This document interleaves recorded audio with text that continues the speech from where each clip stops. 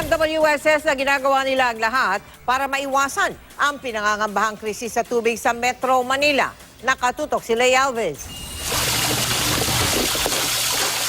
Nangangamba ang water concessionaire na Maynilad. Baka magkaroon daw ng water crisis sa Metro Manila kapag hindi natapos sa taong 2022 ang Kaliwa Dam sa Quezon.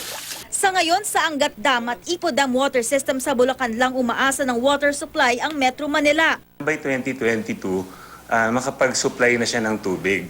Dahil kung hindi mangyayari yun, obligado rin kami maghanap ng additional water sources para nga hindi magkaroon ng krisis. 2020, target matapos ang Kaliwa Dam pero nausog ito ng 2 taon dahil sa mahabang procurement process na naabutan pa ng pagkapalit ng administrasyon. We will do everything we can to avert any possibility of a looming water crisis because there are many things that can still be done. Kasabay ng pagtitiyak na ginagawa nito ang lahat para maiwasan ang water crisis. Sinabi ng MWSS na may iba pa silang proyektong pantugon sa tumataas na demand sa tubig. Aprobado na ang pagkuha ng Maynilad at Manila Water ng tig 100 million liters per day mula sa Laguna Lake. Dagdag pa ito sa 100 million liters per day na kinukuha na roon ng Maynilad. Pwede pa raw bawasan ng non-revenue water o tubig na nasasayang dahil sa mga tagas o leakage ng 2 water concessionaire. Maaari rin daw madagdagan pa ang kapasidad ng mga water treatment plant. Sa pamamagitan ng pagtitipid sa tubig, makatutulong din daw ang publikong maiwasan ang water crisis. Mabawasan lang yung demand by 10%.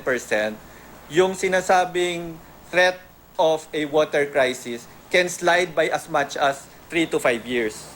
Nagsimula na rin daw ang rehabilitasyon sa Angat Dam. May ginagawa ring bagong tunnel para sakaling masira ang mga lumang tunnel kapag nagkaroon ng malakas na lindol, makapagsusupply pa rin ng tubig ang Angat. Nasa ibabaw ng West Valley Fault ang Angat Dam, kaya ikinasa ang rehabilitasyon nito noong Administrasyong Aquino para maiwasan ang malawak na pinsala. Natanong naman ng MWSS, posible bang plano lang ng Maynilad na humingi ng dagdag singil? That can be part of their motivation. Walang koneksyon yung tawag nito, yung palitang ito sa rate adjustment namin. Lay Alves, Nakatutok, 24 Oras.